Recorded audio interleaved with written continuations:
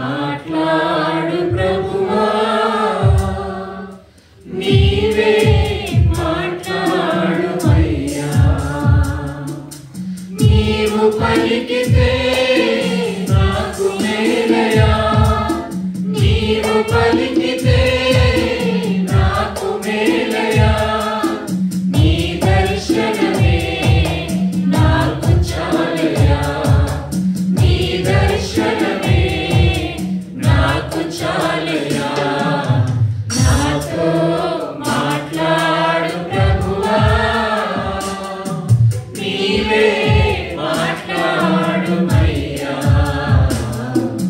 నాతో మాట్లాడు ప్రభువా, నీవే మాట్లాడుమయ్యా. సర్వశక్తి గల గొప్ప తండ్రి, మీ పరిశుద్ధ ఘనమైన అతి శ్రేష్టమైన నామమునకు వందనాలు తండ్రి. ఈ సమయంలో మీ యొక్క వాక్యంను తండ్రి వినడానికి సిద్ధపడి ఉంటుండగా ప్రియా పరిశుద్ధాత్మ దేవ, సంఘము మీది నాయనా దేవ, మీరు ప్రతి ఒక్కరితో మీ వాక్యము ద్వారా మాట్లాడమని ప్రార్థన చేస్తా ఉన్నాను తండ్రి.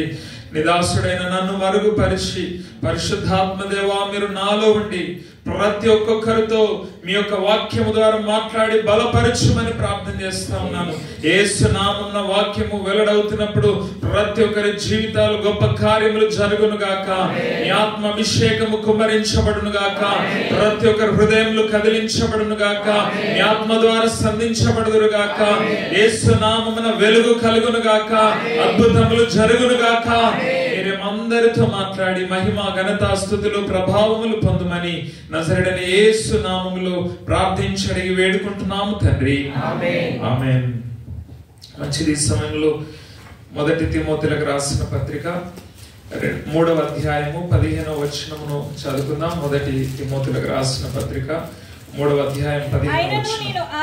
అయినను నేను ఆలస్యము చేసిన యెడల దేవుని మందిరములో అనగా జీవము గల దేవుని సంఘములో జనులేలాగు ప్రవర్తింపవలెనో అది నీకు తెలియవలెనని ఈ సంగతులను నీకు రాయుచున్నాను. ఆ సంఘము సత్యమునకు స్తంభమును ఆధారమునై ఉన్నది. Praise the Lord. హల్లెలూయా. నేను మీ అందరిని కోరుకుంటున్నది ఏంటంటే హల్లెలూయా చెప్తూ హల్లెలూయా అన్నప్పుడు చేతులెత్తి దేవునికి స్తోత్రాలు చెప్పాలి. Praise the Lord. Hallelujah. Amen. Hallelujah. ఎందుకంటే మీరు వింటున్నారో లేదో నాకు అర్థం కావాలంటే మీరు చేతులెత్తి స్తోత్రం చెప్తే మీరు ఇక్కడ ఉన్నారు, వాక్యం వింటున్నారని నాకు అర్థం అవుతుంది. దేవునికి స్తోత్రం చెప్పడం మంచిది. ఇక్కడ దేవుని వాక్యంలో మనం గమనించినట్లయితే ఇక్కడ చదువుకున్న లేఖన భాగంలో మనము దేవుని మందిరములో అనగా జీవము గల దేవుని సంఘములో జనులేలాగు ప్రవర్తించవలనో అది నీకు తెలియవలనని ఈ సంగతులు నీకు రాస్తున్నాను అని తిమోతికి అపోస్తలుడైన పౌలు గారు రాస్తూ చెప్తా ఉన్నాడు. ఈ సంఘము సత్యమునకు స్తంభమును ఆధారమై ఉన్నది అనే మాటలు తెలియజేస్తా ఉన్నాడు. హల్లెలూయా. దేవుని సంఘము జీవము గల సంఘము, జీవము గల దేవుని సంఘము అని పిలువబడతా ఉంది. దేవునికి స్తోత్రం చెప్తాం. ఈ సంఘము గురించి దేవుడు వాక్యము ద్వారా తెలియజేస్తున్న మాట ఏంటంటే సత్యమునకు స్తంభమును ఆధారమై ఉన్నది. Praise the Lord. హల్లెలూయా. ఈ సంఘము సత్యముతో కట్టబడే సంఘము, సత్యముతో నడిపించబడే సంఘము. దేవునికి స్తోత్రం చెప్తాం. ఇంగ్లీష్ లో చర్చ్ అని పిలువబడతా ఉంది. దీన్ని గ్రీకు భాషలో ఎక్లీషియా అని పిలువబడింది. ఈ యొక్క చర్చ్ అనే మాటకు ఎక్లీషియా అనే మాట గ్రీక్ బైబిల్లో రాయబడింది. ఎక్లీషియా అనే మాటకు అర్థం ఏంటంటే an assembly or called out ones, అనగా దేవుని ద్వారా ఏర్పరచబడిన ప్రతి ఒక్క వ్యక్తి ఒక సంఘముగా కూడుకొని దేవుని ఆరాధించే ఆ స్థలమునే సంఘము, దేవుని జీవము గల సంఘము అని దేవుడు పిలుస్తా ఉంటున్నాడు. దేవునికి స్తోత్రం చెప్తాం. ఆమేన్. హల్లెలూయా. దేవుని ద్వారా ఏర్పాటు చేయబడిన వారందరూ ఒక స్థలానికి వచ్చి ఆరాధించే స్థలమే సంఘం. Praise the Lord. Hallelujah. Building కాదు కానీ సంఘం అంటే, చర్చ్ అంటే ఎంతో చక్కని అద్భుతమైన మందిరాలు, కట్టడాలు ఎన్నో కనబడతా ఉంటాయి. అది దేవుని సంఘం కాదు. దేవునికి స్తోత్రం చెప్తాం. కొన్ని దేశాలు వెళ్ళి చూస్తే అద్భుతమైన కట్టడాలు కనబడతాయి కానీ అందులో జనాలు ఉండరు. అద్భుతమైన కట్టడాలు కనబడతాయి కానీ అందులో ఆరాధించే వారు ఉండరు. కానీ దేవుని వాక్యం తెలియజేస్తున్న మాట ఏంటంటే దేవుని ద్వారా ఏర్పరచబడిన వారందరూ ఒక స్థలానికి వచ్చి జీవమగల దేవుని ఆరాధించినప్పుడే అది దేవుని సంఘము అని పిలువబడతా ఉంది. దేవునికి స్తోత్రం చెప్తాము. ఈ స్థలానికి మనం అందరము ఆయన ద్వారా ఏర్పాటు చేయబడిన మనము, ఆయన ద్వారా ఎన్నుకొనబడిన మనము ఆయన సన్నిధికి వచ్చినాం. అందరము కలిసి దేవాతి దేవుని ఆరాధిస్తా ఉంటున్నాం. ఇది దేవుని సంఘము, ఇది చర్చ్ అని పిలువబడతా ఉంది. దేవునికి స్తోత్రం చెప్తాం. అందుకని దేవుడు ఏమంటున్నాడంటే ఇది జీవము గల దేవుని సంఘము. Praise the Lord, hallelujah. ఈ సంఘము సత్యమునకు స్తంభము మరియు ఆధారమై ఉన్నది అనే మాటను దేవుడు వాక్యము ద్వారా మనకు జ్ఞాపకం చేస్తా ఉంటున్నాడు. దేవునికి స్తోత్రం చెప్పుదాం. మనం ఒకసారి ఆలోచన చేస్తే బైబిల్ గ్రంథంలో మనం చదువుకుంటాం. 1 పేతురు రాసిన పత్రిక 2వ అధ్యాయము 9వ వచనాన్ని మనం చదువుకున్నట్లయితే ఇక్కడ అయితే మీరు చీకటిలో నుండి ఆశ్చర్యమైన తన వెలుగులోనికి మిమ్మును పిలిచిన వాని గుణాతిశయములను ప్రచురము చేయు నిమిత్తము ఏర్పరచబడిన వంశమును, రాజులైన యాజక సమూహమును, పరిశుద్ధ జనమును, దేవుని సొత్తైన ప్రజలునై ఉన్నారు. ప్రైజ్ ది లార్డ్, హల్లెలూయా. నిన్ను నన్ను దేవుడు చీకటిలో నుండి, లోకములో నుండి, సాతాను బంధకంలో నుండి ఆశ్చర్యమైన జీవపు వెలుగైన యేసయ్యలోనికి నిన్ను నన్ను యేసయ్య నడిపించినాడు. దేవునికి స్తోత్రం చెప్పుదాం. దేవుడు నిన్ను నన్ను ఏర్పాటు చేసుకున్నాడని వాక్యం చెప్తా ఉంది. హల్లెలూయా. మనం ఎంత ధన్యత కలిగి ఉంటున్నామంటే ఇక్కడ వాక్యంలో దేవుడు అంటున్నాడు, మీరు ఏర్పాటు చేయబడిన వంశమును, రాజులైన యాజక సమూహమును, పరిశుద్ధ జనమును, ఆయన సొత్తైన ప్రజలునై ఉన్నారు. దేవునికి స్తోత్రం చెప్పుదాం. దేవుని ద్వారా మనం అందరము కూడా ఏర్పాటు చేయబడి ఉంటున్నాము. దేవునికి స్తోత్రం చెప్పుదాం. నిన్ను నన్ను దేవుడు ప్రేమించి ఆయన రక్తము ద్వారా నిన్ను నన్ను కొన్నాడని వాక్యము తెలియజేస్తా ఉంది. ఆయన స్వరక్తము ద్వారా నిన్ను నన్ను కొని ఆయన కుమారులుగా, కుమార్తెలుగా ఉండడానికి దేవుడు ఆధిక్యత మనకు అనుగ్రహించున్నాడు. అధికారము దేవుడు మనకు అనుగ్రహించున్నాడు. దేవునికి స్తోత్రం చెప్పుదాం. మనము జీవము గల దేవుని సంఘముగా చేయబడి ఉంటున్నాం. మనమే ఆయన సంఘమై ఉంటున్నాం. దేవునికి స్తోత్రం చెప్పుదాం. ఈ మాటను ఒకసారి మనం అందరం చెప్పుదాం. నేనే సంఘమై ఉన్నాను. ఎవరు సంఘమై ఉన్నారండి? నేనే సంఘమై ఉన్నాను. దేవునికి స్తోత్రం చెప్పుదాం. Praise the Lord, hallelujah. ఈ సంఘము సత్యమునకు స్తంభమును ఆధారమై ఉన్నది. దేవునికి స్తోత్రం చెప్పుదాం. బైబిల్లో మనము ఒకసారి గమనించినట్లయితే అదే ఎఫెసీ 1వ అధ్యాయం 4 నుండి కొన్ని వచనాలు చదువుకున్నట్లయితే యేసు ప్రభుల వారు జగత్ పునాది వేయబడక ముందే నిన్ను నన్ను ఆయన నియమించుకొని క్రీస్తు ద్వారా ఏర్పాటు చేసుకున్నాడు. ఆయన నిన్ను నన్ను నియమించుకున్నాడు అని దేవుని యొక్క వాక్యములో మనం చూస్తూ ఉంటున్నాం. జగత్ పునాది వేయబడక ముందే ఆయన కుమారులుగా, కుమార్తెలుగా ఉండాలని దేవుడు నిన్ను నన్ను ఏర్పాటు చేసుకున్నాడు. దేవునికి స్తోత్రం చెప్పుదాం. 2 చేతులెత్తి గట్టిగా స్తోత్రం చెప్పుదాం. ఆమేన్, హల్లెలూయా. మనము దేవుని ద్వారా ఏర్పాటు చేయబడిన వ్యక్తులము అని దేవుడు వాక్యము ద్వారా తెలియజేస్తా ఉంటున్నాడు. ఎఫెసీ 5వ అధ్యాయం 8వ వచనంలో కూడా మనం చదువుకున్నట్లయితే మీరు పూర్వము చీకటిలో ఉంటిరి కానీ ఇప్పుడు క్రీస్తు యేసునందు వెలుగై ఉన్నారు. ఆమేన్, హల్లెలూయా. పూర్వం మనం ఏమైనాము? చీకటిలో ఉన్నాం, పాపంలో జీవించినాము, సాతాను బంధకాల్లో మనం జీవించినాము, సాతాను యొక్క ఉరిలో మనము ఉన్నాము. కానీ యేసయ్య ద్వారా మనము చీకటిలో నుండి ఆశ్చర్యమైన వెలుగులోనికి నడిపించబడి ఉన్నాం. ఇప్పుడు ఏమైనామంటే దేవుని వెలుగు కలిగిన వారముగా, వెలుగు సంబంధులముగా మనం పిలువబడతా ఉంటున్నాం. దేవుని సంఘముగా పిలువబడతా ఉంటున్నాం. దేవునికి స్తోత్రం చెప్పుదాం. జీవము గల దేవుని సంఘముగా మనము చేయబడి ఉంటున్నామని దేవుడు వాక్యము ద్వారా ఈ రోజు మనందరితో మాట్లాడుతూ ఉంటున్నాడు. దేవునికి స్తోత్రం చెప్పుదాం. ఈ జీవము గల సంఘము సత్యమునకు స్తంభము ఆధారమై ఉన్నది అనే మాట తెలియజేస్తా ఉన్నాడు. బైబిల్లో మనము యోహాను సువార్త 17వ అధ్యాయం 17వ వచనమును చదువుకున్నట్లయితే నీ వాక్యమే సత్యము, సత్యమందు వారిని ప్రతిష్ఠ చేయుము. దేవునికి స్తోత్రం చెప్పుదాం. సత్యమందు వారిని ప్రతిష్ఠ చేయుము. నీ వాక్యమే సత్యము. దేవునికి స్తోత్రం చెప్పుదాం. Praise the Lord, hallelujah. దేవుని వాక్యమే సత్యమైనది. ఆ సత్యమందు దేవుడు మనల్ని అందరినీ కూడా ప్రతిష్ఠించి, ఆ వాక్యము ద్వారా ప్రతిష్ఠించి ఆయన సంఘములో మనల్ని నాటి ఉంటున్నాడు. దేవునికి స్తోత్రం చెప్పుదాం. జీవము గల సంఘములో నీవు నేను నాటబడి ఉంటున్నాం. దేవునికి స్తోత్రం చెప్పుదాం. నీవు నేను ఒక సంఘమై ఉంటున్నాము అని దేవుడు వాక్యము ద్వారా తెలియజేస్తూ ఉంటున్నాడు.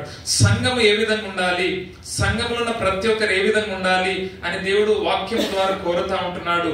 ఆ విషయాన్ని ఈ రోజు నేను దేవుని యొక్క లేఖనంలో నుండి కొన్ని విషయాలు జ్ఞాపకం చేయాలని ఆశపడతా ఉంటున్నాను. ఇంగ్లీష్ లో చర్చ్ అని పిలువబడతా ఉంది. ఏంటి చెప్పండి? చర్చ్. అయితే ఇంగ్లీష్ లో చర్చ్ అనే దానికి 6 అక్షరాలు ఉన్నాయి, CHURCH.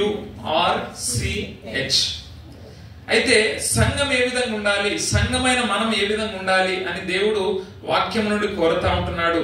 దాని గురించి ఈ చర్చ్ అనే ఈ 6 అక్షరాల్లో నుండి నేను దేవుని యొక్క వాక్యం నుండి కొన్ని విషయాలు ఈరోజు నేను మీతో మాట్లాడాలని ప్రభు నన్ను ప్రేరేపించున్నాడు. దేవునికి స్తోత్రం చెప్తాం. మొట్టమొదటిగా చర్చ్ ఏ విధంగా ఉండాలి. చర్చ్ అనగా మనమే, చర్చ్ అనగా నేను. ఇది మర్చిపోతున్నాం. దేవునికి స్తోత్రం చెప్తున్నాం. చర్చ్ అంటే ఎవరు, సంఘం అంటే ఎవరు, మనం. నేనని చెప్పండి. మనమందరం కలిసినప్పుడు ఇది సంఘము. దేవునికి స్తోత్రం చెప్తాం. ఈ సంఘం ఏ విధంగా ఉండాలి, దేవుని ద్వారా ఏర్పాటు చేయబడిన మనం ఏ విధంగా ఉండాలి, సంఘంలో ఏ విధంగా ప్రవర్తించాలి, ఏ విధంగా ఉండాలి అని దేవుడు కోరుతా ఉంటున్నాడు. మొట్టమొదటిగా చర్చ్ అనే దాంట్లో ఫస్ట్ లెటర్ ఏంటంటే C అనగా క్రైస్ట్ బాడీ. అందరు చెప్పండి, క్రైస్ట్ బాడీ అంటే క్రీస్తు శరీరము. చర్చ్ అంటే ఏంటంటే మొట్టమొదటిగా క్రీస్తు శరీరం. అందరు చెప్పండి మాట. సంఘం అంటే ఏంటి, క్రీస్తు శరీరము. ఇది ఫలాని వ్యక్తికి సంబంధించిందని కాదు, ఫలాని వ్యక్తికి ఇది చెందిందని కాదు. ఇది దేవుని సంఘం. సంఘము అనేది దేవుడి ద్వారా ఏర్పాటు చేయబడింది. దేవునికి స్తోత్రం చెప్తాం.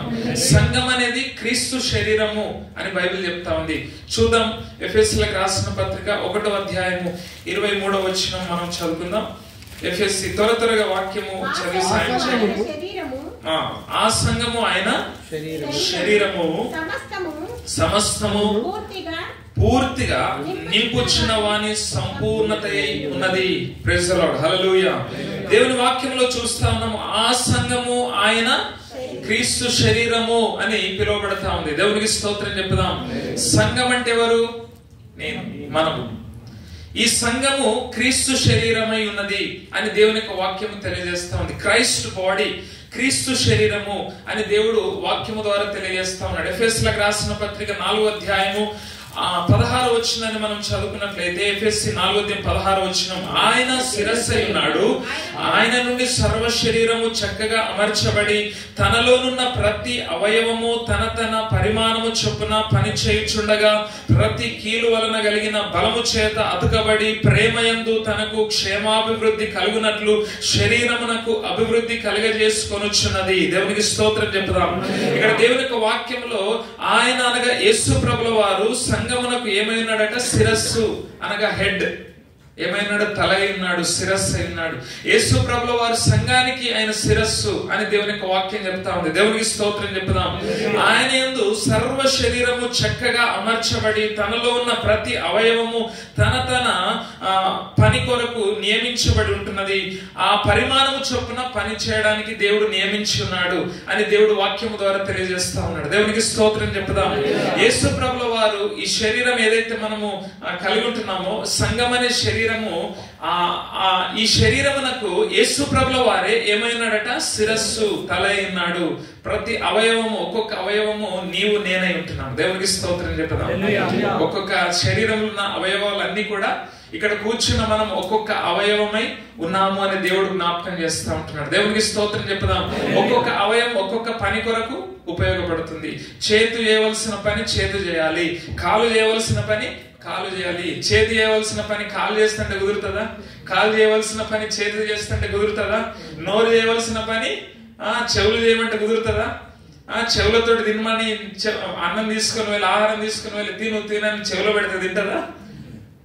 ఏ అవయవము దేని కొరకు దేవుడు ఏర్పాటు చేసిండో, నియమించినడో ఆ పని కొరకే అది వాడబడాలి. దేవునికి స్తోత్రం చెప్తాం. Praise the Lord. హల్లెలూయా. అయితే మనం గమనించవలసిన విషయం ఏంటంటే, ఇది సంఘము అనేది క్రీస్తు శరీరము. ఇది ఫలాని వ్యక్తికి సంబంధించింది కాదు, ఇంకెవరికో సంబంధించింది కాదు. ఇది క్రీస్తు శరీరమే. దేవునికి స్తోత్రం చెప్తాం. రెండు చేతులెత్తి గట్టిగా స్తోత్రం చెప్తాం. ఈ సంఘమునకు శిరస్సు ఎవరట? యేసు ప్రభుల వారే శిరస్సు. ఆయన హెడ్ అయి ఉంటున్నాడు, ఆయన తల అయి ఉంటున్నాడు అని దేవుని యొక్క వాక్యం చెప్తా ఉంది. ప్రతి అవయవము ఏ విధంగా పనిచేస్తుందండి? ఎక్కడి నుండి సిగ్నల్ వస్తే పనిచేస్తుంది మనందరికి తెలుసు. తల నుండి సిగ్నల్స్ వస్తే, తల నుండి ప్రతి సిగ్నల్ వచ్చినప్పుడు, చేతుకు సిగ్నల్ వచ్చినప్పుడు నువ్వు ముందుకు వెళ్ళు, చేతు చాపు అని తల నుండి సిగ్నల్ వస్తే ఏం చేస్తుంది? చేతు చాపుతుంది. వంగు అంటే నడుము ఏం చేస్తుంది? తల నుండి సిగ్నల్ రాగానే నడుము వంగుతుంది, కిందికి వంగుతాం. దేవునికి స్తోత్రం చెప్తాం. ప్రతి అవయవము దేని ద్వారా పనిచేస్తుందంటే ఈ తల నుండి వచ్చే సిగ్నల్. ఎక్కడ నుండి? తల నుండి వచ్చే సిగ్నల్ ద్వారానే ప్రతి అవయవము పనిచేస్తూ ఉంటది. దేవునికి స్తోత్రం చెప్తాం. సంఘంలో ఉన్న ఒక్కొక్క అవయవమైన నీవు కూడా, నేను కూడా తల అయిన శిరస్సు అయిన యేసయ్య చెప్పిన విధానంలో మనం నడవాలి. ప్రైజ్ ది లార్డ్, హల్లెలూయా. ఆయన ఏ సిగ్నల్ ఇస్తే అట్లా ముందుకెళ్ళాలి. దేవునికి స్తోత్రం చెప్తాం. ఏది చెప్తే అది మనం చేయాలి. ఏది చేయాలని దేవుడు మాట్లాడతాడో అదే పనిని మనం చేయాలి. దేవునికి స్తోత్రం చెప్తాం. అట్లా అప్పగించుకొని మనము పని చేయాలి. దేవునికి స్తోత్రం చెప్తాం. రెండు చేతులు ఎత్తి గట్టిగా స్తోత్రం చెప్తాం. కొలస్సీలకు రాసిన పత్రిక 1వ అధ్యాయం 17వ వచనం నుండి మనం చదువుకున్నట్లయితే, కొలస్సీ 1వ అధ్యాయము 17వ వచనం నుండి చదువుకున్నాం. ఆయన అన్నిటికంటే ముందుగా ఉన్నవాడు, ఆయనే సమస్తమునకు ఆధారభూతుడు, సంఘమను శరీరమునకు ఆయనే శిరస్సు, ఆయనకు అన్నిటిలో ప్రాముఖ్యము కలుగు నిమిత్తము ఆయన ఆది అయుండి మృతులలో నుండి లేచుటలో ఆది సంభూతుడు ఆయను. దేవునికి స్తోత్రం చెప్తాం. అన్నిటికంటే ముందున్నవాడు, ఆయన మొదటివాడు, ఆయన సమస్తమునకు ఆధారభూతుడు అని దేవుని యొక్క వాక్యం మనకు తెలియజేస్తా ఉంది. ఆయన శిరస్సు అయి ఉన్నాడు అని దేవుని యొక్క వాక్యం తెలియజేస్తా ఉంది. ఆయన శిరస్సు అయి ఉన్నాడు. ఆయన ఏది చెప్తాడో అదే ప్రకారముగా సంఘమైన మనము, ప్రతి అవయవమైన నీవు పని చేయాలని దేవుడు వాక్యము ద్వారా ఈ రోజు మనతో మాట్లాడుతూ ఉంటున్నాడు. దేవునికి స్తోత్రం చెప్తాం. బైబిల్ గ్రంథంలో సామెతలు 3వ అధ్యాయం 5-6 వచనం ఒకసారి మనం చదువుకుందాం. సామెతలు 3వ అధ్యాయము 5-6 వచనము మనం చదువుకుందాం. నీ స్వబుద్ధిని ఆధారము చేసుకొనక నీ పూర్ణ హృదయముతో యెహోవా యందు నమ్మకముంచుము, నీ ప్రవర్తన అంతటి యందు ఆయన అధికారమునకు ఒప్పుకొనుము. ప్రైజ్ ది లార్డ్, హల్లెలూయా. దేవుడు ఈ రోజు మనతో మాట్లాడుతూ ఉంటున్నాడు. సంఘమైన నీవు నేను మనము మన స్వబుద్ధి మీద ఆధారపడి నడవద్దట. దేవునికి స్తోత్రం చెప్తాం. మన ఆలోచనను బట్టి, మన జ్ఞానమును బట్టి, మన స్వబుద్ధి మీద ఆధారపడి మనము ఏ పని చేయొద్దు, ఏది కూడా మనము చేయడానికి తెగించొద్దు. దేవుడు ఏదైతే చెప్తున్నాడో దానికే లోబడాలి. ఎందుకనగా శరీరమునకు శిరస్సు ఎవరు? యేసు ప్రభుల వారు అంటున్నారు. ఆయన చెప్పినట్టుగా మనం నడవాలి. దేవునికి స్తోత్రం చెప్తాం. నీ స్వబుద్ధి మీద ఆధారపడక నీ పూర్ణ హృదయముతో యెహోవా యందు నమ్మకం ఉంచుము, నీ ప్రవర్తన అంతటి యందు ఆయన అధికారమునకు ఒప్పుకోవాలి. ప్రతి ప్రవర్తన విషయంలో ఏది చేయాలనుకున్నా గానీ దేవుడు చెప్పిందే చేయాలి, కానీ నీ ఇష్టానుసారంగా చేయడానికి వీల్లేదు. దేవునికి స్తోత్రం చెప్తాం. నాకు ఇట్లా చేయాలనిపిస్తుంది, నేను ఇట్లా నడవాలనిపిస్తుంది అని నీకు ఎన్నో ఆలోచనలు ఉంటాయి, ఎన్నో తలంపులు ఉంటాయి, ఎన్నో చేయాలని అనుకుంటాము. కానీ మన ఆలోచనతో మనం నడవద్దు. దేవుని వాక్యం చెప్తుంది, నీ స్వబుద్ధి మీద ఆధారపడకుండా నీ ప్రవర్తన అంతటి యందు ఎవరి అధికారమునకు ఒప్పుకోవాలట? యేసయ్య అధికారమునకు. దేవునికి స్తోత్రం. ఆయన ఏది చెప్తారు చేయాలి. కూర్చోమంటే కూర్చోవాలా, లేవమంటే లేవాలి, వెళ్ళమంటే వెళ్ళాలా, ఆగమంటే ఆగాలి, ఏది చేయమంటే అది చేయాలి. ఆయన అధికారమునకు ఒప్పుకొని మనం నడవాలి అని దేవుడు వాక్యం ద్వారా మనతో మాట్లాడుతూ ఉంటున్నాడు. దేవుడికి స్తోత్రం చెప్తాం. చర్చ్ అంటే క్రైస్ట్ బాడీ. ఫస్ట్ విషయం నేర్చుకుంటున్నాం. చర్చ్ అంటే క్రీస్తు శరీరము. క్రీస్తు ఆయన శిరస్సు అయి ఉన్నాడు, తల అయి ఉన్నాడు, మనం అవయవములము కాబట్టి ఆయన చెప్పినట్టుగా నడవాలి. ఆయన అధికారమునకు అప్పగించుకొని లోబడి నడవాలి, జీవించాలని దేవుడు తెలియజేస్తా ఉన్నాడు. రెండోది మనం చూద్దాం.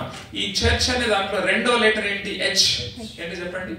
హెచ్ అంటే హోలీ లైఫ్ కలిగి జీవించాలి. హోలీ లైఫ్ అంటే పరిశుద్ధంగా జీవించాలి. సంఘంలో ఉండవలసింది ఏంటంటే పరిశుద్ధత.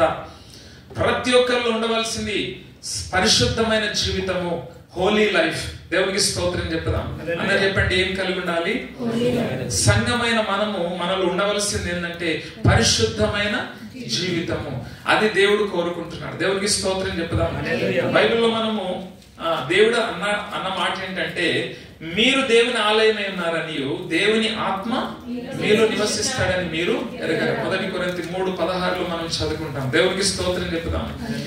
మనమే దేవుని ఆలయము. మనలో ఎవరు నివసిస్తారు? పరిశుద్ధాత్మ దేవుడు నివసిస్తాడు. ఆ పరిశుద్ధాత్మ దేవుడు పరిశుద్ధుడు కాబట్టి మనలో నివసించాలంటే మనలో ఉండవలసింది ఏంటి? తప్పకుండా పరిశుద్ధత ఉండాలి. లేవికాండం 11వ అధ్యాయం 44వ వచనంలో నీ దేవుడనైన యెహోవానైన నేను పరిశుద్ధుడని గనుక మీరు కూడా పరిశుద్ధులై ఉండండి అని దేవుడు సెలవిచ్చినాడు. బైబిల్లో అదే మనం 1 తెస్స 4:3 చదువుకుంటాం. మీరు పరిశుద్ధులవుటయే, మీరు జారత్వమునకు దూరంగా ఉండుటయే దేవుని చిత్తము. ఆమేన్, హల్లెలూయా. పరిశుద్ధులుగా జీవించడము దేవుని చిత్తం.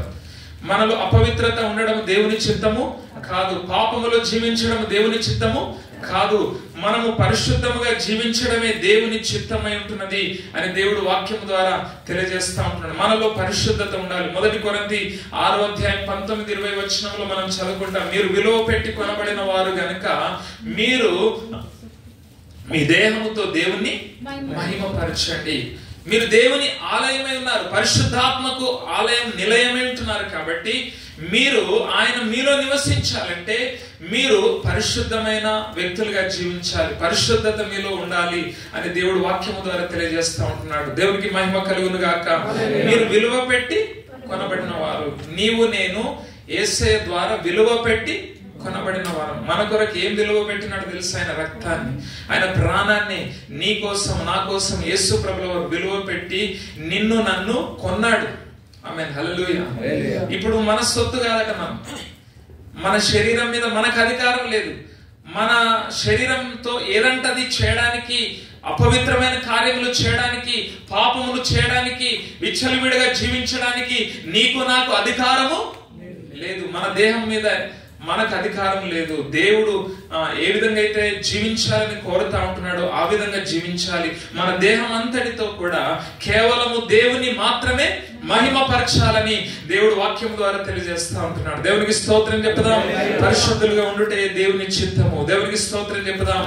దేవుడు అన్నాడు 1 కొరింథీ 3:17 నా ఆలయమును మీరు పాడు చేసినట్లయితే నేను మిమ్ములను పాడు చేస్తాను. నా ఆలయం అని ఎవరి గురించి అంటున్నాడు? నేను, నువ్వు దేవుని ఆలయం. దేవునికి స్తోత్రం చెప్తున్నాం. ఈ ఆలయమైన శరీరాన్ని మనం పాడు చేస్తే, అపవిత్రమైన వాటికి అప్పగించుకున్నట్లయితే, అపవిత్రమైన కార్యాలు చేసినట్లయితే, పాపము చేసినట్లయితే దేవుని ఆలయమును నువ్వేం చేస్తున్నావు? పాడు చేస్తున్నావు. అప్పుడు దేవుడు ఏమంటున్నాడు తెలుసా? నా ఆలయమును నువ్వు పాడు చేస్తే నేను నిన్ను పాడు చేస్తాను. దేవునికి స్తోత్రం చెప్పుదాం.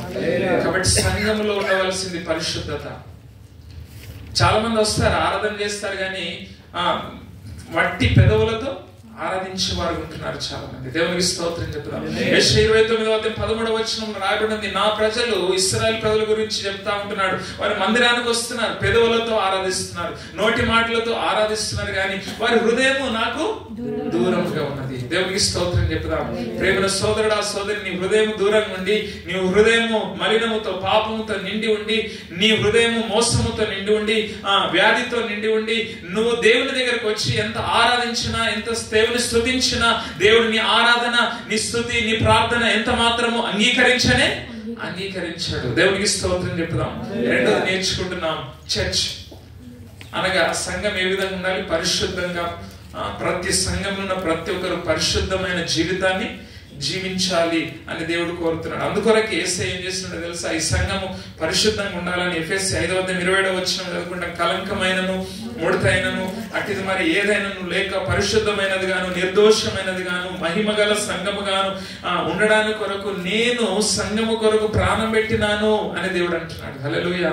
ఎందుకొరకు యేసయ్య ప్రాణం పెట్టినాడు తెలుసా? నీ కోసం, నా కోసం. ఎందుకొరకు ఆయన అంత శ్రమ పడ్డాడో తెలుసా? ప్రేమన సోదరుడా సోదరి, దేవుడు ఈ రోజు మనతో మాట్లాడుతున్నాడు. ఈ సంఘమైన మనలో కలంకము, ముడత, మచ్చ ఏది కూడా అపవిత్రమైనది, నిర్దోషమైనది ఉండకూడదు అని నీ కోసం, నా కోసం యేసయ్య సిలువలో ప్రాణము పెట్టినాడని దేవుడు మనతో మాట్లాడుతూ ఉన్నాడు. దేవునికి స్తోత్రం చెప్తాం.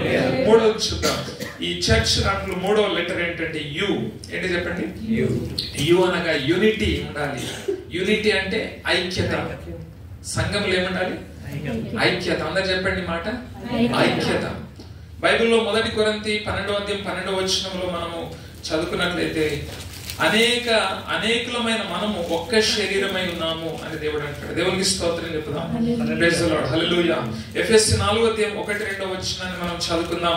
ఎఫెసీ సమాధానమును బంధము చేత ఆత్మ కలిగించు ఐక్యమును కాపాడుకొనుటయందు శ్రద్ధ కలిగిన వారై ప్రేమతో ఒకరినొకడు సహించుచు మీరు పిలువబడిన పిలుపునకు తగినట్లుగా దీర్ఘశాంతముతో కూడిన సంపూర్ణ వినయముతోను సాత్వికముతోను నడుచుకొనవలనని ప్రభువును బట్టి ఖైదీనైన నేను మిమ్మల్ని బతిమాలు కొనుచున్నాను. Praise the Lord. హల్లెలూయా.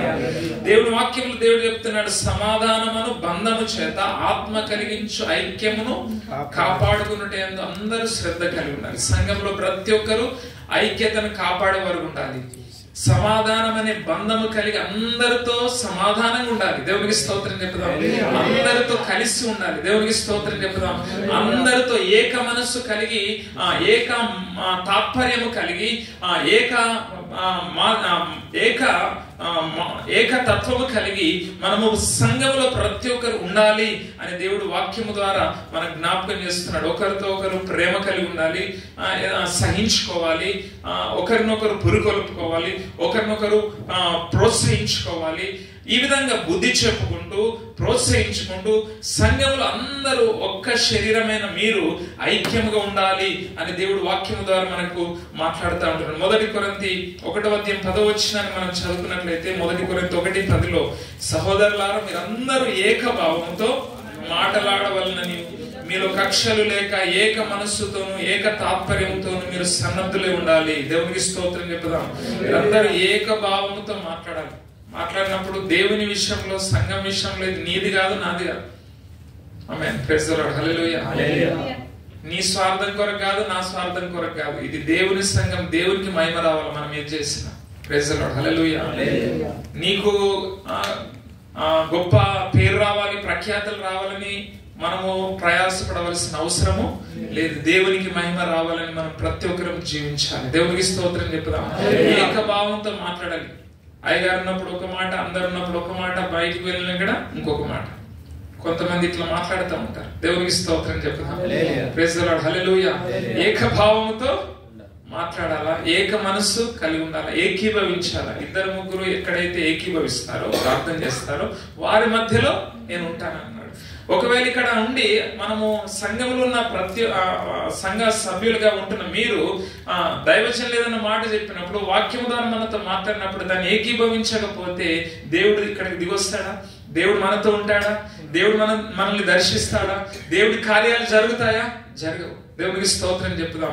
ఏక మనస్సు ఏక భావము కలిగి ఉండాలి అని దేవుడు వాక్యము ద్వారా మనకు జ్ఞాపకం చేస్తూ ఉంటున్నాడు. Praise the Lord. హల్లెలూయా. ఫిలిప్పీ 2:1 కూడా మనము చదువుకున్నట్లయితే ఇది పెద్ద సబ్జెక్ట్, చెప్పాలంటే చాలా పెద్ద సబ్జెక్ట్. దేవునికి స్తోత్రం చెప్పుదాం.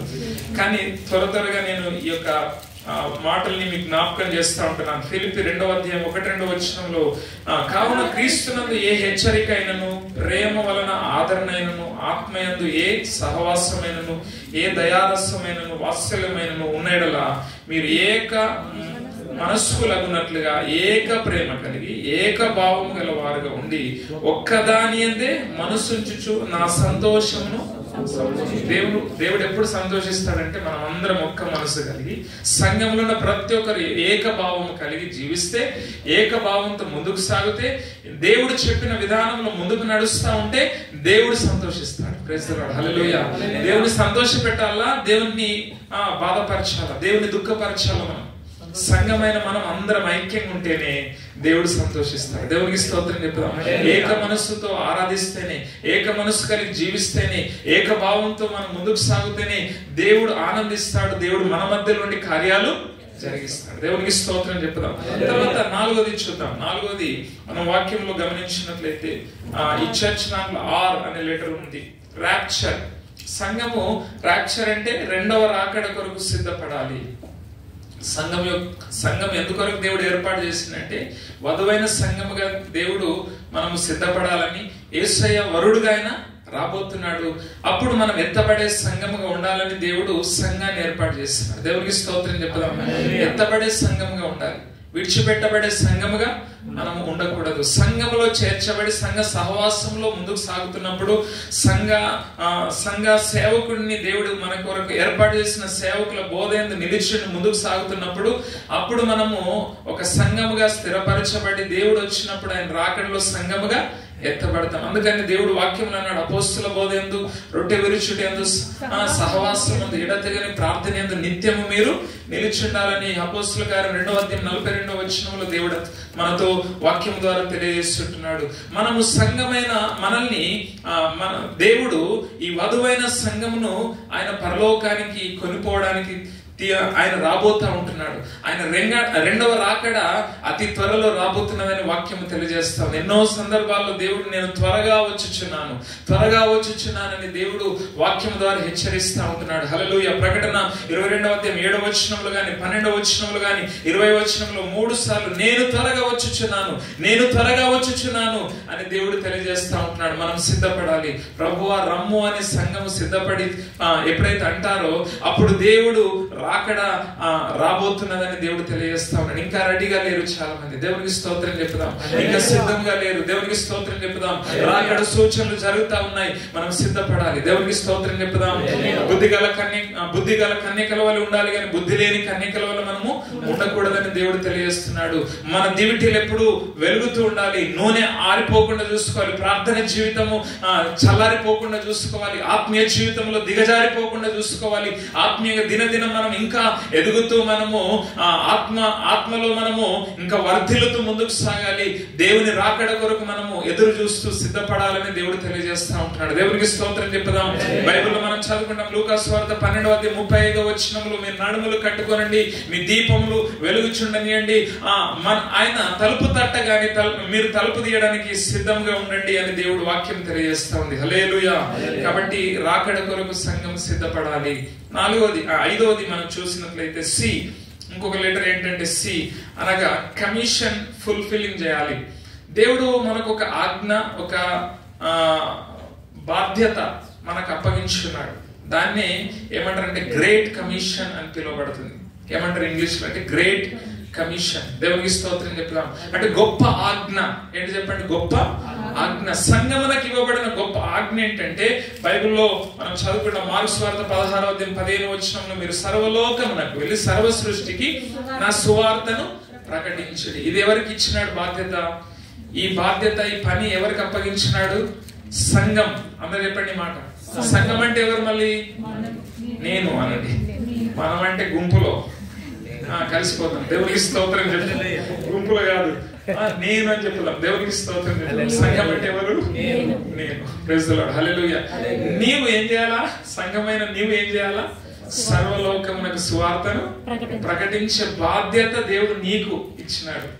నీ మీద పెట్టినాడు, నా మీద పెట్టినాడు. దేవుడికి స్తోత్రం చెప్పుదాం. యేసయ్య ఆయన ప్రకటించి వెళ్ళిపోయినాడు. ఇప్పుడు ఎవరికి ఆ బాధ్యత అప్పగించినాడంటే సంఘానికి, మనకు, నీకు, నాకు ఈ బాధ్యత దేవుడు అప్పగించినాడు. అపోస్తుల కార్యంలో మనం చూస్తాం 4వ అధ్యాయం 19వ వచనంలో ఈ యొక్క ఆదిమ సంఘం వాళ్ళు సువార్తను ప్రకటిస్తూ ఉంటున్నారు. సువార్తను ప్రకటిస్తున్నప్పుడు వాళ్ళని ఆటంకపరిచినారు. అయినప్పటికీ వాళ్ళు ఆగలేదు. దేవుని గురించి ప్రకటించడం మానలేదు. దేవునికి స్తోత్రం చెప్తాం. బైబిల్లో మనం చూస్తాము అపోస్తుల కార్యం 5వ అధ్యాయం 42వ వచనంలో ఇంటింటను ప్రతిరోజు ఆదిమ సంఘస్థులు చదవండి ఒకసారి. ప్రతిదినము దేవాలయంలోను ఇంటింటను మానక దేవుని వాక్యాన్ని ఏం చేస్తున్నారు? ప్రకటిస్తున్నారు, బోధిస్తున్నారు. దేవునికి స్తోత్రం చెప్తాం. ఎంతమంది బోధిస్తున్నారు? ఎంతమంది యేసయ్య క్రీస్తుని ప్రకటిస్తున్నారండి? ఏదో ఆదివారం వచ్చి ఆరాధనలో పాల్పొంది వెళ్ళే పని కాదు నీ పని. Praise the Lord. హల్లెలూయా. సువార్త ప్రకటించాలి. అది దేవుడు నీకు అప్పగించిన బాధ్యత. ఎంతమంది ఆ బాధ్యత నెరవేరుస్తా ఉన్నారు? అందుకని దేవుని రాకడ ఆలస్యం అవుతుంది. అంతటా అందరికీ దేవుని రాజ్య సువార్త ప్రకటించబడిన తర్వాతనే అంతము వస్తది అని బైబిల్లో రాయబడి ఉంది. హల్లెలూయా. మనం అందరము ప్రకటిస్తే దేశాలు మారిపోతాయి, ప్రపంచం మారిపోతుంది. దేవునికి స్తోత్రం చెప్తాము. ఎంతో మంది దేవుణ్ణి ఎరిగిన వారు ఉన్నారు, కానీ ప్రకటిస్తలేరు. ప్రకటించకపోవడాన్ని బట్టి అనేకులు నశిస్తా ఉన్నారు. ఎంతో మంది నరకానికి వెళ్ళిపోతా ఉన్నారు. దేవుడు అందుకని యూదాపత్రిక 23వ వచనంలో అన్నాడు, అగ్నిలో నుండి లాగినట్టుగా కొందరినైనా మీరు లాగండి. నీతి మార్గం అనుసరించినట్లు అనేకులను దేవుని తట్టు మీరు త్రిప్పినట్లయితే ఆకాశంలో జ్యోతుల వల్ల మీరు ప్రకాశిస్తారని దేవుడు అన్నాడు. దేవునికి స్తోత్రం చెప్పుదాం. గట్టిగా 2 చేతులెత్తి గట్టిగా స్తోత్రం చెప్పుదాం. హల్లెలూయా. ఇక్కడ అపోస్తుల కార్యం 4:19లో ఇక్కడ వాళ్ళ శిష్యులను ఆటంకపరిచినప్పుడు మేము కన్నవాటిని విన్నవాటిని చెప్పక మానలేము, ఉండలేము అని అంటున్నారు. దేవునికి స్తోత్రం చెప్తాం. కన్న వాటిని, విన్న వాటిని, చూసిన వాటిని చెప్పకుండా ఉండలేము.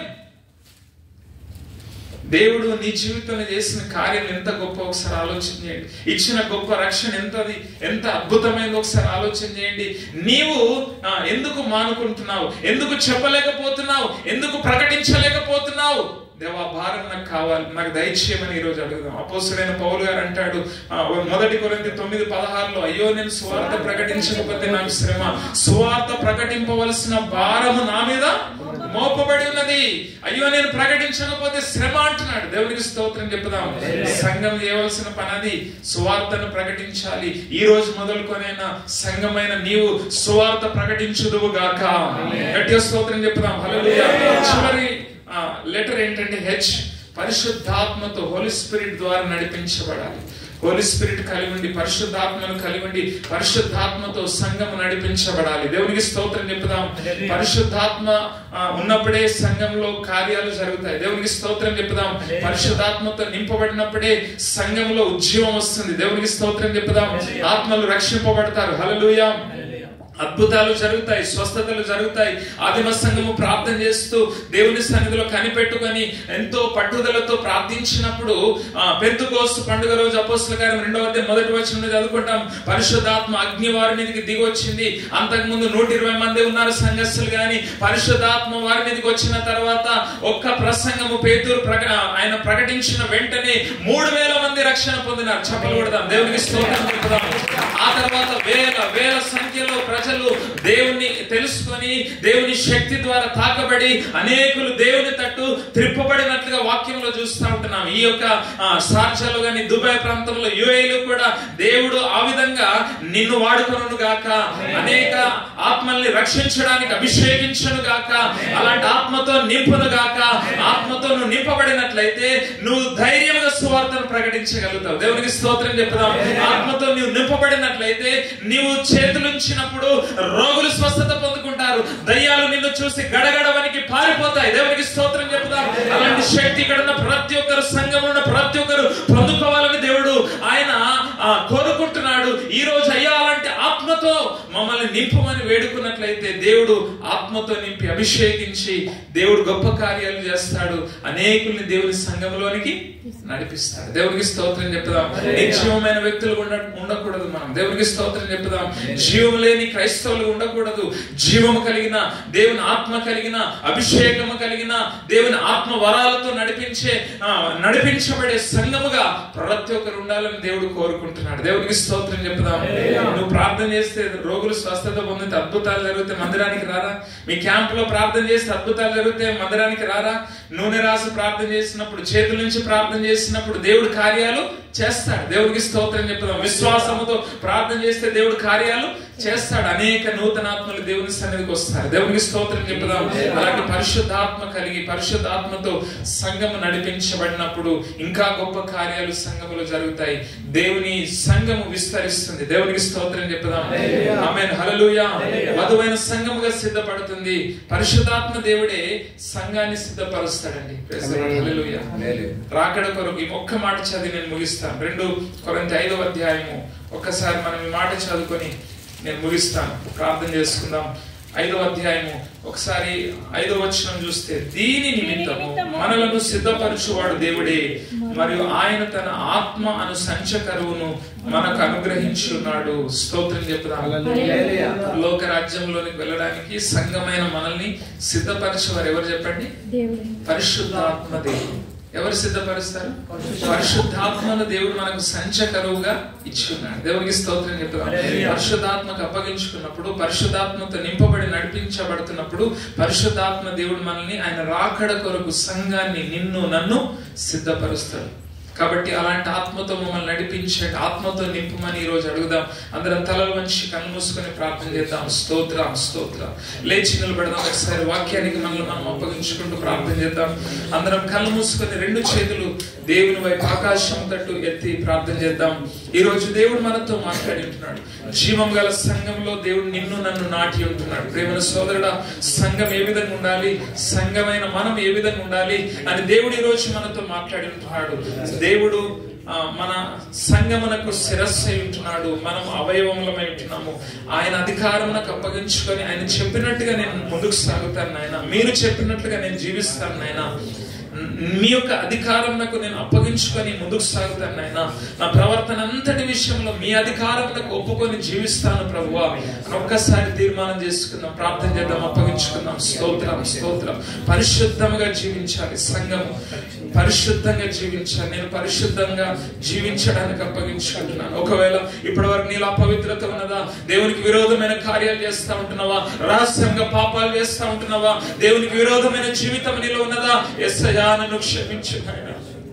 ఒక్కసారి కన్నీళ్లు విడిచి పశ్చాత్తాపడదాం, వేడుకుందాం, నన్ను క్షమించు నాయన.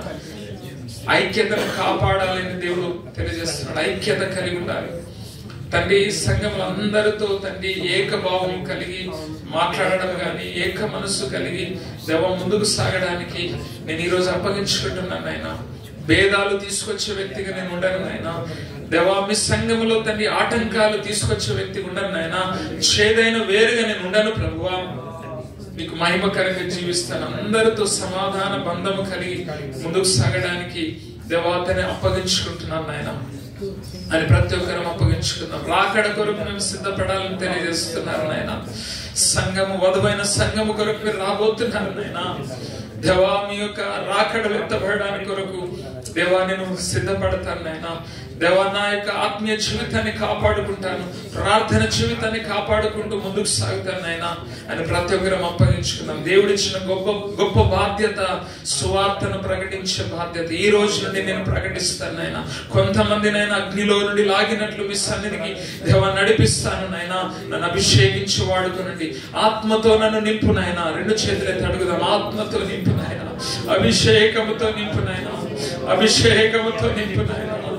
ఆత్మతో మమ్మల్ని నడిపించు నాయన. ఆత్మ సంఘం ఆత్మతో నడిపించబడి ఉంటున్నారు. ఆత్మతో దేవుడు నడిపించిన దేవుడు నిన్ను నడిపిస్తాడు. సంఘమును నడిపించే దేవుడు దేవా, మీ ఆత్మతో నింపండి నాయన. ఆత్మతో మమ్మల్ని అభిషేకించండి నాయన. ఆత్మ వరములతో మమ్మల్ని నింపండి నాయన. మీ బలమైన అభిషేకముతో నింపి వాడుకొనండి తండ్రి. చప్పలు కొడుతూ దేవునికి స్తోత్రం చెప్పుదాం. దేవుని స్తుతిస్తున్నప్పుడు దేవుని అభిషేకం దిగి వచ్చును గాక, అభిషేకం దిగి వచ్చును గాక, అభిషేకం దిగి వచ్చును గాక. అభిషేకమా, ఆత్మాభిషేకమా, నన్ను దీవింప నాపైకి దిగిరమ్మయ్యా. ఓ అభిషేకమా, ఆత్మాభిషేకమా, నన్ను దీవింప నాపైకి దిగిరమ్మయ్యా. నీవు నాలో ఉంటా, నాకు భయమే లేదు, నేను దావీదు వలెనుందును. నీవు నాలో ఉంటా, నాకు భయమే లేదు, నేను దావీదు వలెనుందును. ఎన్నో ఘనమైన కార్యములు చేయగట్టే చెప్పకూడదు. ఎన్నో ఘనమైన చేయగలను. ఓ అభిషేకమా, ఆత్మాభిషేకమా, నన్ను దీవింప నాపైకి దిగి. గట్టి ఉచ్చారణ పాడదాం. అభిషేకమా, ఆత్మాభిషేకమా, నన్ను దీవింప నాపైకి దిగిరమ్మయ్యా. హల్లెలూయా, హల్లెలూయా, హల్లెలూయా.